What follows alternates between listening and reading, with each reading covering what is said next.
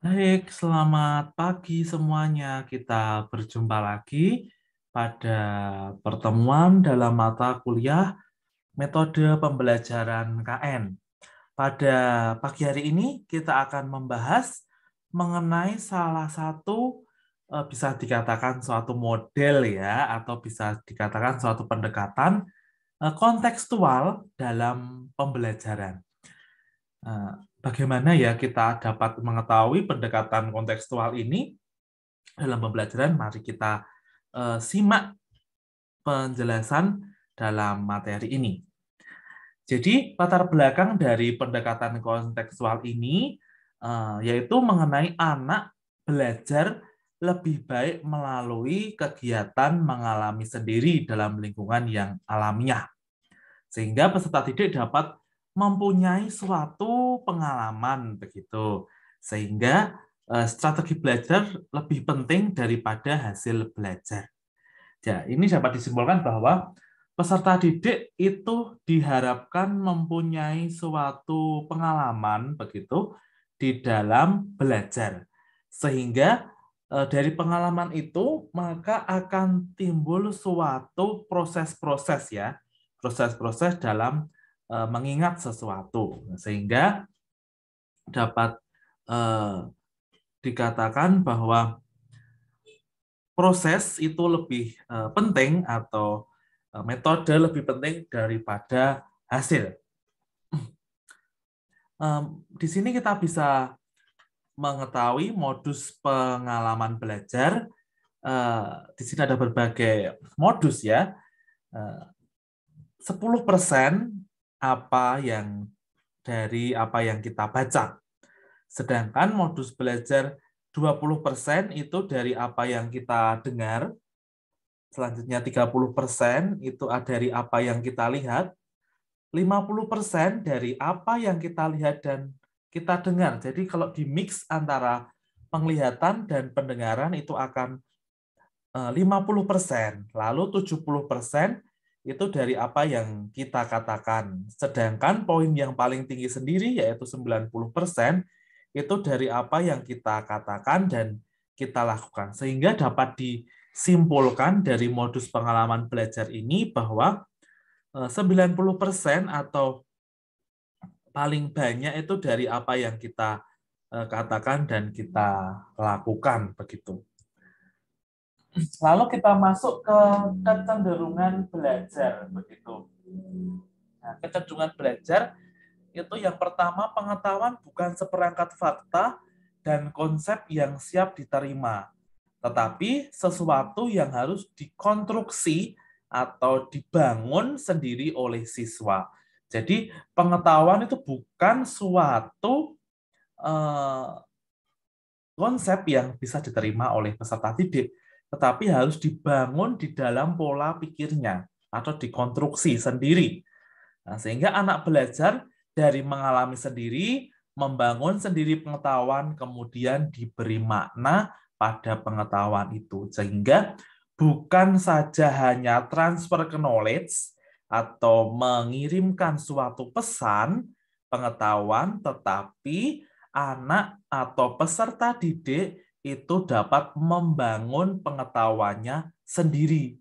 Sehingga dalam pola pengetahuan atau pola penyimpanan itu dapat masuk ke dalam penyimpanan daya atau jangka panjang. Tidak hanya pengetahuan yang dapat disekarang lalu hilang begitu, tetapi dapat memori penyimpanan ini dapat jangka panjang begitu.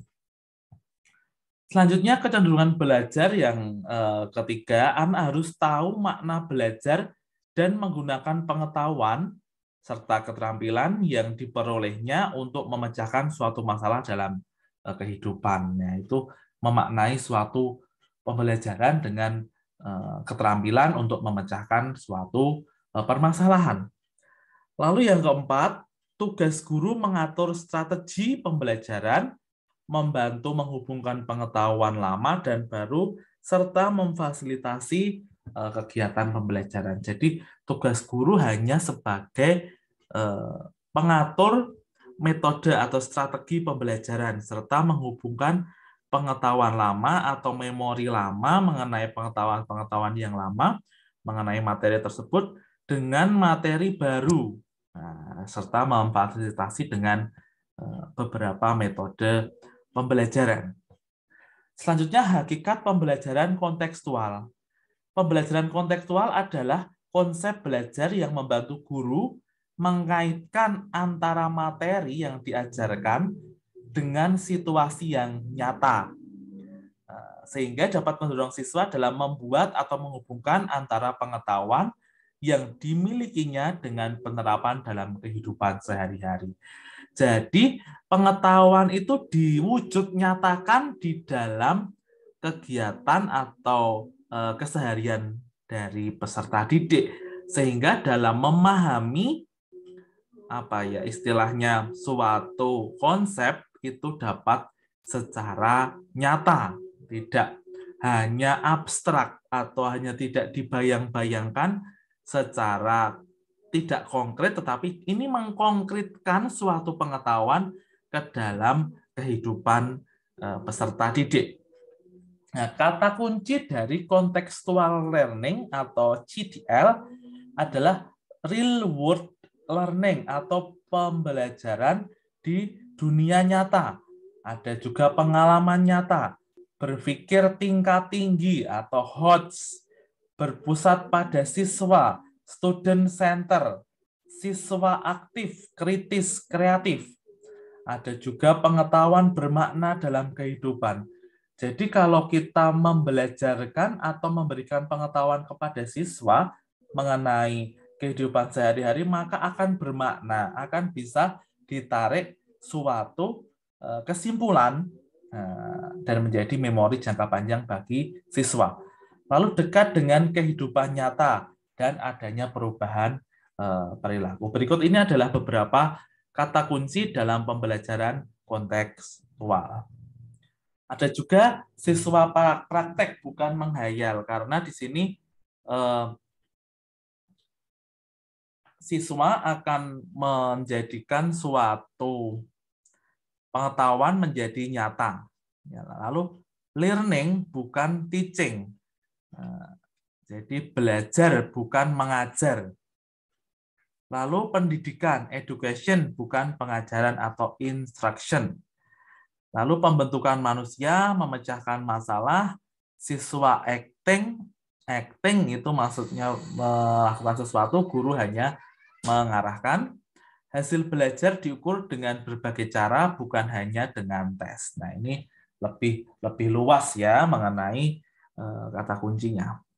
Lalu urutan dalam belajar yaitu activating knowledge, acquiring knowledge, understanding knowledge, applying knowledge, dan reflecting knowledge. Nah, ada 7 komponen CTL yaitu konstruktivisme, menemukan, bertanya, masyarakat belajar, pemodelan, refleksi, dan authentic assessment. Nah, ini ada berbagai komponen di dalam pembelajaran kontekstual, sehingga kita dapat mengetahui bahwa adanya pengetahuan yang dibangun oleh siswa sendiri, sehingga mereka dapat menemukan dan menanya, sehingga dapat memasyarakatkan pembelajarannya dengan suatu model-model tertentu, sehingga dapat direfleksikan dan dapat dinilai secara otentik. Seperti itu. Selanjutnya adalah karakteristik pembelajaran CTL. Di sini yang pertama adanya kerjasama. Kerjasama ini antara guru dan siswa, serta kehidupan di dalam suatu masyarakat. Yang kedua adalah saling menunjang. Menunjang ini bukan saling bertabrakan, tetapi saling mendukung antara satu komponen dengan komponen yang lain. Selanjutnya adalah menyenangkan, tidak membosankan, lalu belajar dengan bergairah, siswa aktif, sharing dengan teman, sehingga dapat memunculkan suatu karakteristik CTL yang baik begitu. Lalu ada juga karakteristik yaitu pembelajarannya bisa terintegrasi menggunakan berbagai sumber belajar. Siswa kritis, guru kreatif. Dinding kelas dan lorong penuh hasil karya siswa. ada laporan bagi orang tua, bukan hanya rapor tetapi hasil karya, sehingga dapat memunculkan suatu model atau suatu metode pembelajaran yang berkreasi atau yang menyenangkan, sehingga siswa dan guru dapat bekerja sama di dalam mewujudkan suatu tujuan dari pembelajaran begitu. Lalu komponen-komponen ini menurut Jensen ada melakukan hubungan yang bermakna, making meaningful connection. Nah, di sini punya arti bahwa keterkaitan yang mengarah pada makna adalah jantung dari pembelajaran kontekstual. Ketika siswa dapat mengkaitkan antara isi mata pelajaran dengan ilmu pengetahuan, maka siswa dapat memberikan makna dan makna memberikan alasan untuk belajar dengan mengkaitkan atau menghubungkan pengetahuan yang lama dengan pengetahuan yang dijelaskan oleh Bapak Ibu guru yang menjadi pengetahuan yang baru atau new knowledge. Yang kedua, melakukan kegiatan-kegiatan yang berarti atau doing significant work.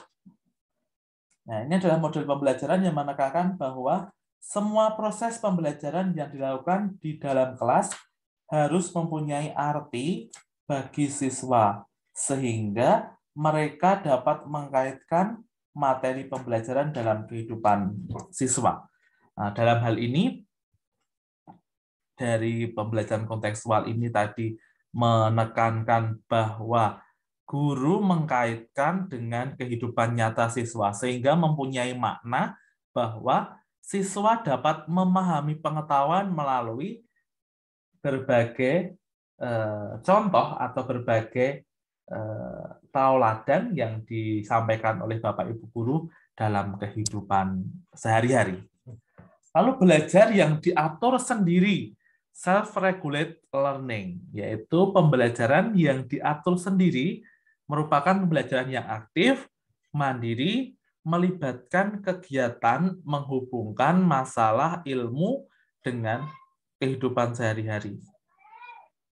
Lalu pembelajaran yang diatur siswa sendiri memberikan kebebasan kepada siswa menggunakan gaya belajar sendiri begitu. Lalu yang keempat adalah bekerja sama atau collaborating. Siswa dapat bekerja sama, guru membantu siswa bekerja sama secara efektif dalam kelompok, membantu siswa bekerja secara efektif dalam kelompok juga, membantu mereka memahami bagaimana mereka saling mempengaruhi dan berkomunikasi. Sehingga dalam hal ini, proses kerjasama terjadi antara guru dan siswa melalui berbagai cara begitu ya, supaya terjadi suatu pemaknaan pengetahuan yang ada dalam pemikiran atau pengetahuan siswa begitu. Selanjutnya berpikir kritis dan kreatif. Pembelajaran kontekstual membantu siswa mengembangkan kemampuan berpikir tahap tinggi atau HOTS. Nah, berpikir kritis ini dapat kita kaitkan dengan berbagai permasalahan yang ada di sekitar. Nah, maka siswa akan mempunyai suatu ketajaman pemahaman. Nah, nanti siswa akan mempunyai pengalaman di dalam problem solving atau mengatasi suatu permasalahan. Yang keenam adalah mengasuh atau memelihara pribadi siswa. Dalam pembelajaran kontekstual, siswa bukan hanya mengembangkan kemampuan-kemampuan intelektual, tetapi juga ada aspek sikap, integritas, tanggung jawab, disiplin. Lalu motif berprestasi. Guru dalam pembelajaran kontekstual juga berperan sebagai konselor dan mentor.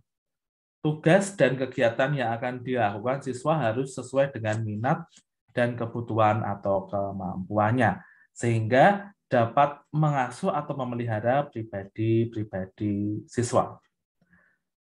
Ketujuh, mencapai standar tinggi atau Reaching High Standard.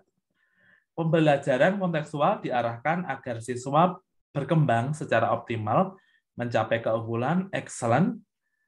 Setiap siswa bisa mencapai keunggulan asalkan dapat dibantu oleh Bapak Ibu guru dalam menemukan potensi atau kekuatannya. Kadangkala kita tahu bahwa ada berbagai keterlambatan atau ketidakmampuan peserta didik dalam mencapai excellent karena berbagai faktor begitu ya. Ada juga yang berbagai kondisi yang dialami oleh peserta didik sehingga tidak bisa mencapai suatu puncak atau keunggulan. 8. Menggunakan penilaian yang otentik atau using authentic assessment. Penilaian otentik menantang para siswa untuk menerapkan informasi dan keterampilan akademik baru dalam situasi nyata untuk tujuan tertentu. Penilaian autentik merupakan antitesis dari ujian standar. Penilaian otentik ini memberikan suatu kesempatan bahwa menunjukkan hal yang terbaik begitu dari apa yang mereka pelajari. Nah, di sini strateginya ada juga berbasis masalah, problem based learning, ada pembelajaran otentik, ada berbasis inquiry, ada juga project based learning. Sehingga pendekatan kontekstual ini ada 4 bagian ini, ada problem based learning, ada pembelajaran autentik, ada inquiry based learning, dan project based learning. Oke. Baik, itu saja yang bisa saya sampaikan dalam pertemuan kali ini. Semoga ilmunya bermanfaat. Kita berjumpa dalam pertemuan selanjutnya. Simak video selanjutnya ya. Hari ini kita akan ada 2 video begitu. Oke, baik. Selamat melanjutkan untuk menyimak video selanjutnya.